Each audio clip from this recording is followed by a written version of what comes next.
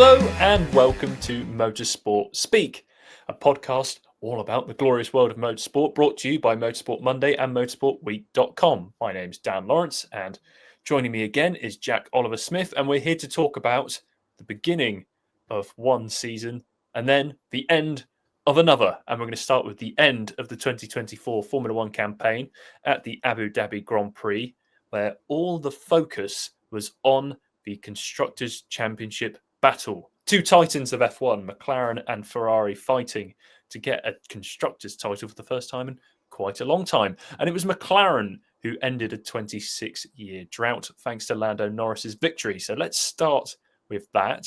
First of all, Jack, how are you? And how did you rate McLaren's ascension to title glory with a pretty textbook win from Norris? I'm very well, thank you. Yeah. Well, yes, it was pretty straightforward in the end, wasn't it? Obviously, it was helped by the fact that Leclerc got a grid penalty, which pretty much sealed it before it started. But yeah, it kind of felt like one of those races because a lot of other things were already wrapped up. The pressure was off a lot of people, and because McLaren had such an advantage going into the race, Lando executed the perfect win, and I don't think it was a surprise to anyone that McLaren sealed the deal, and very well deserved. It's been such a long time for them to actually win that title, so I think everyone was pretty pleased to see it. Yes, no, I think it was good for. I think I said this on the last episode. It's good for F1 that it was these two teams that were fighting for it, given that they're the two most successful, the two longest serving on the grid still, and it was comfortable in a sense. I think Lando said post-race that he knew that he could deliver the goods. I think once he got pole, it was a front row lockout as well. McLaren looking pretty quick. Obviously, it's been well documented. Max Verstappen and Oscar Piastri clashed at turn one at lights out. So Piastri was kind of removed from the equation, which did make McLaren kind of nervous because Sainz was then in second for the entire race, and Leclerc had that barnstorming first lap, where he was already in the top 8 by, I think, turn 9. So, and if something had happened and it'd been first and third for Ferrari, they would have won it. It would have been theirs. And I think that would have been very cruel on McLaren, given that for the majority of the season, they've had the best car. They missed out on the driver's title with their sort of outside hopes really ending, didn't they, in Brazil? So he just about got it over the line. Ferrari, Charles Leclerc was dejected. I think after the race, he was really sort of distraught. I think, just despite the fact that he went from 18th on the grid to third or something ridiculous, and it was really close to 16 points in the end. And if Ferrari had that really slow batch of the season when they introduced upgrades at Spain and they had to deal with porpoising, and they had there's summer rounds they really had to fix the car. And it wasn't until we came back really after the summer break that they got over those issues. So the fact that it was that close was actually quite remarkable. But yeah, I think amazing for McLaren. You look at where they've come from, especially since Zach Brown came to the team, and Andrea Stella coming to the team in 2015. They were at the back of the grid with that Honda engine. And when Zach Brown came in, they're devoid of sponsors, still struggling towards the back. Now they've got the most sponsors and corporate partners of any team on the grid. They've completely re-energized themselves. The culture there is completely different, and they were even at the back of the grid at the start of last year, and they've completed a remarkable turnaround. And you couldn't really call what happens next year. You think they'd be the favourites. Ferrari can have a car for the whole season. Perhaps they'll be the favourites as well. And Lando, again, I think he said, he was happy that it's theirs. He wants to go for the title next year, which would be interesting to see if he can pull it off, if he can overcome the might of Max Verstappen in the driver's title race. Because I think you've got to put money on the Dutchman, even if Red Bull have a tricky car. He's been able to wrestle that car to the title this year. Unfortunately, though, he wrestled it into the side of Oscar Piastri's McLaren at turn 1, gaining himself a 10-second penalty. How did you view that incident? Well, it seemed like Max was having a bit of a devil-may-care race, and he executed it pretty appallingly, which is unlike him. Frankly, you could say people can say whatever they like about him. he is still undoubtedly the class of the field and has been from 21 onwards. So it was a slightly uncharacteristic incident for him, I think. You get controversial ones, but that just seems down and out clumsy.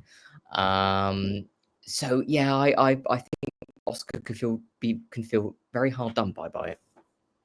Yes, I mean, on first look, I thought, oh, okay, well, turn one, he's gone for a gap. I'm more on the fence, really. I mean, he tries. I think he goes for a move, which that's Verstappen's DNA, and kind of any driver's DNA. If you see a move at turn one to fight for a podium place or even a victory, you go for it. Obviously, Piastri doesn't really see necessarily, closes the door a little bit because it's still his corner. Verstappen then realizes that he's made a mistake, tries to get up on the curb, and then it all goes to pot for him. And 10-second penalty, which he then said was, ridiculous, didn't he? Calling the stewards idiots on the radio, which, maybe a bit ill-advised to be doing that. But then Christian Horner said, isn't it a bit unfair? But that was broadcast for the world to hear. I don't know. Verstappen's all or nothing, isn't he? And it's part of what makes him great, and it's part of what gives us something to talk about.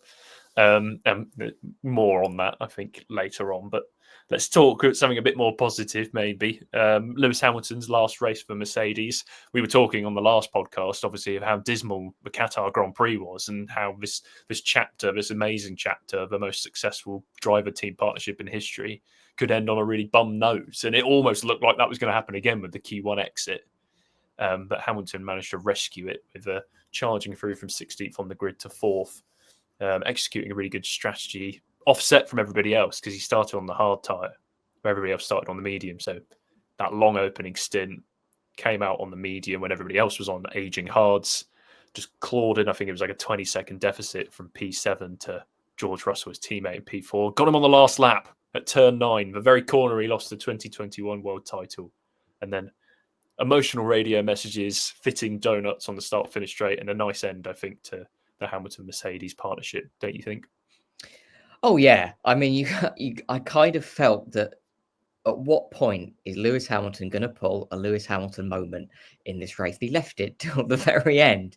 I mean, obviously he did very well all the way throughout, but it was kind of a very fitting maneuver to do it on the last lap to pull that sort of move off, and do it on his teammate as well, just to show him that he's still around, and you may see him in his mirrors in a red car and not too far away. Yeah, I think it also wraps up any lingering debate that he's washed, because there's so many people that seem to think he is. And if that Ferrari is as good as it was in the latter stages of this year, then you can't ever rule him out. I don't ever think that he's going to struggle in a team that's built around Leclerc. I don't see that happening. I'd see him being able to not stroll into the team, but I see him being able to fit in very quickly and leave his mark on it. So keep a watch out for him next year is all I can say. Yeah, I think it does sort of, quell any sort of doubts. I mean, Vegas, again, he was just, he roared through from 10th to 2nd. I mean, the one thing I think he's got to fix is qualifying. He doesn't seem to be, in Q3, when it comes to crunch time, he doesn't seem to be able to get everything out of these cars. Whereas obviously the likes of Leclerc being an incredible qualifier and an incredible race. I mean, his race management goes under the radar because of his pole position record, but Leclerc's race management's incredible. You look at Monza this year, it's proof of that. But I think Hamilton did show, if man and machine are gelling, it's gonna go well next year at Ferrari. But yeah, talking of his teammate and coming back to Verstappen, the Qatar debate raged on into Abu Dhabi on media day. Obviously, the whole spat over the qualifying penalty that everybody's talked about at length. Verstappen doubled down on his comments. Russell called Verstappen a bully. Verstappen then called Russell a backstabber. Then we've got Toto Wolff calling Christian Horner a yapping little terrier. And then I think Horner tied a bow on it quite nicely, because it was all getting a bit out of hand, I think. And I think it was maybe, rivalry is good, but I thought it was getting, I don't know if it was getting into silly territory. And then Horner went, it's pantomime season. and then said, it's not bad being called a terrier. They're loyal dogs. I've had 4 terriers, and then he a nice quip. He said, maybe I'd rather be a terrier than a wolf, which I thought was a nice sort of tongue-in-cheek way to try and end the debate. And I mean, it's the winter now, so I think heads will cool and everybody will come back a bit more sensible and a bit older and wiser in 2025. But how did you see that whole sort of drama unfolding? Well, you could sense how seismic it was. It was the talk of the Formula E paddock at the weekend. That George and Max, oh my God, what is this like? I think we touched on it in the last show that George, maybe there's a little bit more needle to him underneath that very sort of calm, well-mannered exterior he's got. And I'm not saying that's a bad thing. It's just a culmination of, one or two things now that just seem to be coming together and just ending up in this, this sort of little spat, which is good for Netflix. Whether it's good for Formula One in general, I don't know. But it's been entertainment. That's all I can say. Well, yeah, it certainly gave us plenty to write about it kept the website ticking over for a few days. I think, Russell, the sort of thing you say, he's not going to back down to Verstappen. I think that's good because we saw in like the title battle, drivers' title battle with Norris and Verstappen. The thing Norris was missing was maybe that killer instinct, that ruthlessness. I think Definitely. Russell's shown in previous engagements with Verstappen and in this sort of saga, if he's got a card that's going to challenge Max, he's not going to back down. So I think we could see sort of 2021 potential sort of fireworks between the two. You've got to remember Russell. I mean, he's one of those drivers that ascended up the junior ranks, sort of, winning F3, winning F2 back to back, and I mean, bursting onto the F1 scene. Like he's of that crop at the top of F1 that's the most talented, and I think it's good he's got a fire in his belly. So let's hope Mercedes can give him a car to take Verstappen on. That's if Red Bull can. Red Bull, Max.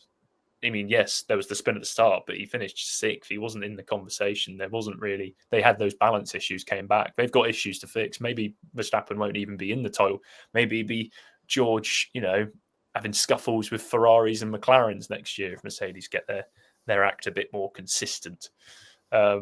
Yes, so a lot to let's see how that goes. Maybe they'll be still firing barbs at each other at the season launch at the O2 Arena next year. But yes, moving on. The battle for P6, it went Alpine's way, and again, I think they sort of. Luck maybe fell their way in Brazil. Luck maybe fell their way in Qatar, which gave them the advantage going in. Obviously they had one true fighter in the game in Pierre Gasly because Jack Doohan had his debut weekend, so you couldn't really be unfair to think. I mean, he finished 15th. He was towards the back of the field the majority of the weekend, but I think it'd be unfair to expect anything too much more of him, given that everybody's had a whole 23 rounds to get used to these cars. And yes, he does simulator miles. He does a lot of testing of previous cars miles, but he hasn't been racing this year. So I think he had a clean, good debut, and let's hope he can build on that moving forward. But Gasly, yes, again, a little bit of luck came Alpine's way. In fact, Hulkenberg had that sensational qualifying to qualify 4th. And you thought, oh, crikey, maybe he can pull this off. But obviously he got the free place grid penalty for overtaking in the tunnel. And Alpine, Gasly just did his job, didn't he, of keeping the Hasses at bay to pull them over the line. And what a turnaround from Alpine, I think, given from where they were at the start of the season. And even, before Brazil, it was still, from that Austin upgrade, really, they've really turned things around. Oh, yeah, absolutely. And I think, whilst we both predicted Haas would do it in the end, I think Alpine fully deserve it. Gasly, I think, is probably... It might be a slightly big statement to make, but I think this is possibly Gasly's best ever season in Formula One, given the machinery he's had underneath him for large parts of the season and what he's been able to do with it. And yeah, since that Austin upgrade, he's been able to showcase how good he can be even more. And for him to sort of pretty much by himself wrestle that team to 6th place was, a pretty incredible achievement. So well done to him and to them. Yes, no, I agree. And yeah, I think he ended the year with 0 crash damage, which is, I think, pretty impressive. And also 10th in the championship in the driver's standing. So a Mm, very, very good mm, year for him. Also, a big thing about Abu Dhabi is we said goodbye to a few people. So obviously, Magnussen departing from Haas, and his race unravelled when he was crashed into by Bottas's Sauber, with Bottas's F1 chapter coming to a close for the time being. But as we've said, maybe the likes of Cadillac should be, getting him on the phone for 2026. And we lost Colapinto. His brief starring cameo at Williams has come to an end, and I think his future's uncertain, but probably not going to be on the 2025 grid. Shoguan Yu again departing from Sauber. Am I missing any names? I don't think I am. It was that quartet. mm. Bottas, Magnussen's been, at peace with his future, hasn't he? And I think Colapinto, he's young and he said, I think he made my dream come true, was his radio message at the start of the Grand Prix. And it's a shame his ended in a DNF early on. Bottas is the most curious one, I think, is after the race, he said he regrets going to Sauber. After Vasseur left, plans went in the bin, was another thing he said. He said he was relieved it was over. And then he said when Audi came in, they said he'd be a pillar of the project. And obviously that didn't happen. So no love lost there. And I think he's going to be looking for bigger and better things if he comes back to Formula One in a couple of years' time. But out of those drivers, for me, Bottas needs to be back on the grid, I think, in 2026. And I think Colapinto deserves an F1 future, doesn't he? What was your feelings of all those drivers' careers coming to a temporary end? Well, I think with Magnussen, it was an issue. To start with him, I think he's probably quite magnanimous about it. He's let's face it, we weren't sure we'd ever see him in Formula One again anyway. And 2 years ago, Yeah. he got himself a sort of a reprieve by going back to Haas at the 11th hour. Of course, Mazepin was removed. They needed someone, experienced to have that car, and he was there, and he's got himself 3 seasons out of it, 3 extra seasons I don't think he expected to have. So I don't think he can really have any complaints. Colapinto, I don't think the form he showed at the beginning is a coincidence, and I don't think he's used up all of his talent in just in that handful of races. He's just shown the inexperience in every race since by upping up their crash bill even more. But I think it kind of maybe brings a halt to a lot of the speculation that he was about to go to Red Bull and he was about to do this and to do that. He's one for the future. It's just he's not going to be on the grid next year, which I think is understandable. But yes, Bottas, I think you're right. He needs to be back on the grid. He seemed out of sorts this season, and I think that's partly down to the fact that he evidently seems very let down by the team he was driving for. They haven't had a good car, which has not helped. But I think a reinvigorated Bottas is a successful one. So whether he has a season reservist at Mercedes or whether he takes a year out and he can get himself a drive with Cadillac, I think that would be an ideal situation. Because if he felt that he could have been a sort of pillar of the project at Audi, then I don't see why he couldn't be a Cadillac, because they need an experienced driver. Exactly. And the Sauber improved with the Vegas upgrade.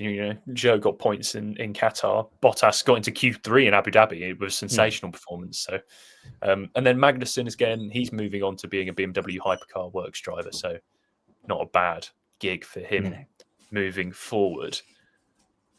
With things ending, there was also things beginning, because we have the post-season test and driver changes and rookies coming up, which is always exciting. Carlos Sainz's first laps in a Williams, Hulkenberg back at Sauber, the F2 champion Gabriel Bortoleto, after his incredible title win, he's in a Sauber.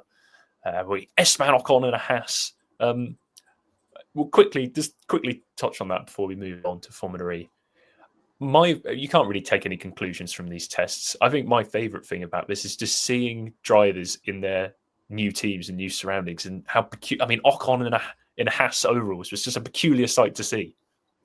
Yeah. I mean, it sort of harks back to the days where you had a lot of full winter testing programs, and you used to see a driver jump into a car from the season before, and it always looked a little bit peculiar, and it still does.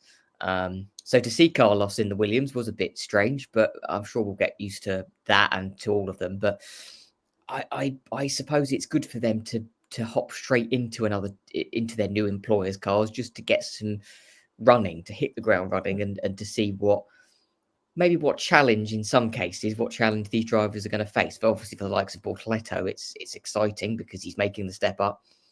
For Carlos, it's probably going to be a bit of an adjustment going from the Ferrari to that. But it's in all good faith that they will be able to put the work in to hopefully to see those cars competing further at the front next year. Yes, let's hope everybody has a prosperous future with their new employers. But let's draw a line under F1 for now. We're going to talk about Formula E. You were on the ground in Sao Paulo for the dawn of season 11, and an exciting race, Gen 3 Evo, sort of, I think, making a strong debut. Typically chaotic for Formula E, with 2 red flag incidents, and a victor going from the back of the grid to first. We've got rookies getting maiden podiums. We've got new teams on the scene. But yeah, let's start with obviously Mitch Evans winning for Jaguar from the back of the grid. Let's start with him. How did you sort of take that all in Sao Paulo? Well, in the first instance, after speaking to him on Friday, he seemed very smiley. He's not one to give anything away, Mitch. He's not always the most. He's not very forthcoming, but he's very forthright. So you always know what you get out of him is can be pretty blunt. He looked he had a very sunny disposition on Friday. That obviously was going to all go to pot on FP1 when the car broke down, and then in qualifying when the car broke down again at the very same spot. But I saw a bit of determination in his face when I walked past him on the grid. I thought, I think he's in for a good day. He felt that the cusp of the points, or the sort of ended back of the points, was about as good as he was going to get. And of course, in Formula E, you have to take advantage of the situations that get handed to you by circumstances elsewhere. But he made the best use, I think, of the attack modes. The attack modes are obviously now way more beneficial with the all-wheel drive. And I think he was the driver that first seemed to catch on to that. So once he got his first one out of the way, he was able to carve his way through to get himself in a good position. And then if you get a safety car or a red flag, anything is possible. And of course, 2 came his way, and he was able to fend off the challenge of everyone else to get in front. He did benefit, of course, from the fact that Oliver Rowland got a drive-through penalty. That the Nissan does look incredibly competitive, but the status quo of Jaguar and Porsche being at the front is still there. And we believe that it's definitely the first time in Formula E someone's come from the very back to win.